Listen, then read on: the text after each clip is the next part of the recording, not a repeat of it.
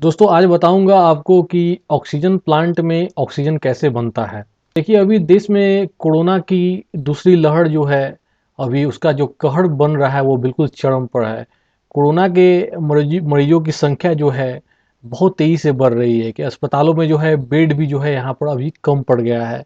Oxygen cylinder का जो है बहुत कमी वहाँ पर हो रहा है और जिसके चलते बहुत सारे पेशेंट्स हैं उनका मौत भी हो जा रहा है। वह ऑक्सीजन जो सांस लेने के लिए बहुत ही ज़रूरी है, उसके सिलेंडर की कमी जो है हाहाकार पैदा कर रही है। इस बीच में देश के स्टील प्लांटों ने अपने यहाँ ऑक्सीजन की खपत कम कर अस्पतालों को लिक्विड ऑक्सीजन सप्लाई करना शुरू कर दिया है। वहीं सरकार ने 6,170 मीट्रिक टन ऑक्सीजन अलग अलग राज्यों को उपलब्ध कराने की योजना बनाई है। इसके अलावा ट्रेनों में ऑक्सीजन सिलेंडर या टैंकरों का परिवहन जो है शुरू करने का निर्णय जो है यहाँ पर ले लिया गया है। आइए जानते हैं कि वह ऑक्सीजन जो इंसानों के साथ साथ पशु पक्षियों के लिए भी जो है सांस लेने के लिए ज़रूरी है, वह ऑक्सीजन प्लांट में कैसे बनाया जाता है और प्लांट से दूसरे मरीजों तक जो है वो कैसे पहुँचता है। सरकारी और प्राइवेट दोनों तरह की कंपनियां ऑक्सीजन प्लांट लगा सकती है। Oxygen gas cryogenic distillation process के जरिए जो है बनती है, यानी हवा में मौजूद विभिन्न गैसों को अलग अलग इसमें किया जाता है जिनमें एक ऑक्सीजन भी होता है। क्रायोजेनिक डिस्टिलेशन प्रोसेस में हवा को फिल्टर किया जाता है ताकि धूल मिट्टी को वहाँ से हटाया जा सके।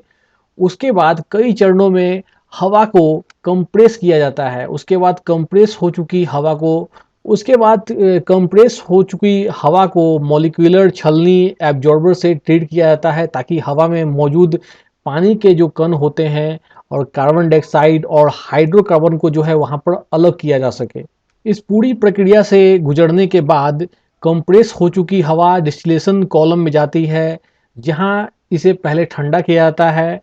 यह प्रक्रिया एक plate fin heat exchanger and expansion turbine के जरिए होती है और उसके बाद 185 डिग्री सेंटीग्रेड पर उसे जो है गर्म किया जाता है, जिससे उसे डिस्टिल्ड किया जाता है। बता दें कि डिस्टिल की प्रक्रिया में पानी को उबाला जाता है और उसके भाप को कंडेंस करके जमा कर लिया जाता है। इस प्रक्रिया को अलग अलग स्टेज में कई बार जो है किया जाता है, जिससे नाइट्रोजन, ऑक्सीजन और अर्गन जैसी गैसें जो होती हैं अलग अलग जो है हो जाती है। इस प्रक्रिया के बाद लिक्विड ऑक्सीजन और गैस ऑक्सीजन जो है मिलती है। पूरे देश में तकरीबन 500 फैक्ट्रियां हैं जो हवा से ऑक्सीजन बनाती है। मेडिकल ट्रीटमेंट में जिस तरह के ऑक्सीजन का इस्तेमाल होता है वह लिक्विड ऑक्सीजन होता है।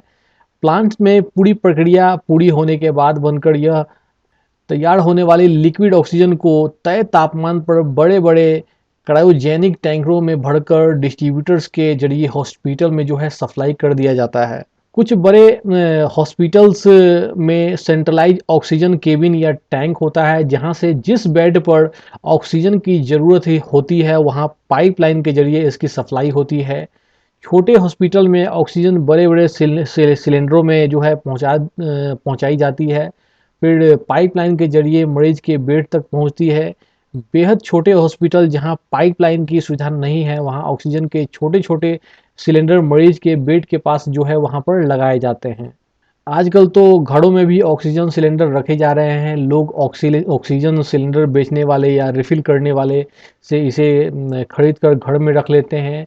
रिफ़िल करने वाले टैंकर से लिक्विड ऑक्सीजन मंगवाते हैं, फिर अपने यहाँ स्टोर करके छोटे सिलेंडरों में रिफ़िल करते हैं। ऑक्सीजन सिलेंडर में वेपराइज्ड गैस होती है, लिक्विड को वेपर फॉर्म में सिलेंडर में जो है भरा जाता है। एक रिपोर्ट के मुताबिक भारत में 7,000 मीट्रिक टन से अधिक मेडिकल ऑक्सीजन का उत्पादन करने की क्षमता है। केंद्रीय स्वास्थ्य मंत्रालय के मुताबिक 12 अप्रैल को भारत में मेडिकल ऑक्सीजन की खपत 3,882 मीट्रिक टन थी। यह मेडिकल ऑक्सीजन की दैनिक उत्पादन क्षमता का 54% है। केंद्र की योजना है कि वह दूर दराज के इलाकों में 100 का मतलब है कि दूर दराज के जो 100 अस्पताल जो उसका जो है पहचान किया जाएगा, जो अपने खुद के लिए ऑक्सीजन जो है बना सकते हैं।